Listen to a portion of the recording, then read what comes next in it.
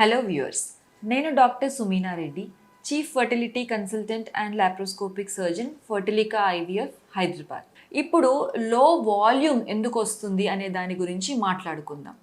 లో volume are హైపోస్పర్మియా ఉండడానికి ముఖ్యంగా 3 కారణాలు ఉంటాయని చెప్పుకోవచ్చు. సో ఇందులో ఫస్ట్ది సైకలాజికల్ రీజన్స్.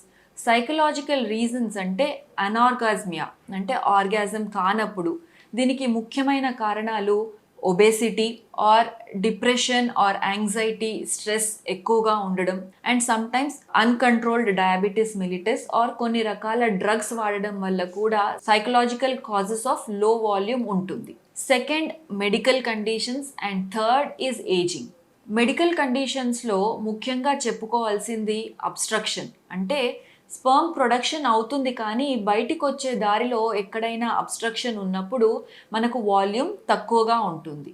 సెకండ్, డీహైడ్రేషన్ అంటే వాటర్ తక్కువగా తాగి బాడీ డీహైడ్రేటెడ్ స్టేట్లో ఉన్నప్పుడు కూడా సెమెన్ వాల్యూమ్ అనేది తక్కువ ఉంటుంది. మూడోది, కంజెనైటల్ యాబ్సెన్స్ ఆఫ్ వాస్ డిఫరెన్స్ అంటే పుట్టుకతోనే వాళ్ళకి డక్ట్స్ సరిగ్గా ఫామ్ కానప్పుడు కూడా సెమెన్ వాల్యూమ్ తక్కువ ఉంటుంది.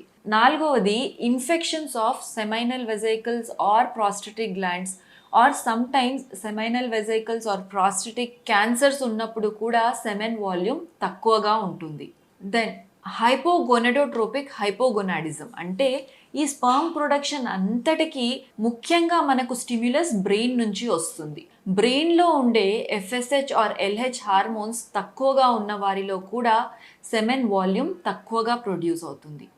ఇందులో ఇంకొక ఇంట్రెస్టింగ్ కాజ్ రెట్రోగ్రేడ్ ఎజాక్యులేషన్ అంటే మనకు యురెత్రాకి వెనక వైపు యూరినరీ బ్లాడర్ ఉంటుంది. సో ఈ మనకు వాస్ డిఫరెన్స్ వచ్చి యురెత్రాలో జాయిన్ అయినప్పుడు దానికి వెనక భాగంలో ఒక వాల్వ్ లాంటిది ఉంటుంది. ఎప్పుడైతే మనకు ఎజాక్యులేషన్ అయ్యి స్పర్మ్స్ బయటికి రావాలో అప్పుడు ఈ వాల్వ్ క్లోజ్ అయ్యి స్పర్మ్స్ వెనక్కి వెళ్లకుండా బ్లాడర్లోకి వెళ్లకుండా ముందరికి ఎజాక్యులేట్ అవ్వడం జరుగుతుంది. కొంతమందిలో ఈ వాల్వ్ డిఫెక్టివ్గా ఉన్నప్పుడు ఎజాక్యులేషన్ టైంలో స్పర్మ్స్ ముందరికి రాకుండా వెనక్కి బ్లాడర్లోకి వెళ్ళడం జరుగుతుంది. దీన్ని రెట్రోగ్రేడ్ ఎజాక్యులేషన్ అంటాము. రెట్రోగ్రేడ్ ఎజాక్యులేషన్ ముఖ్యంగా అన్కంట్రోల్డ్ డయాబెటీస్ ఉన్న వాళ్ళలో అంటే షుగర్ వ్యాధి చాలా అన్కంట్రోల్డ్ లెవెల్ ఉన్న వారిలో రెట్రోగ్రేడ్ ఎజాక్యులేషన్ చూస్తూ ఉంటాము.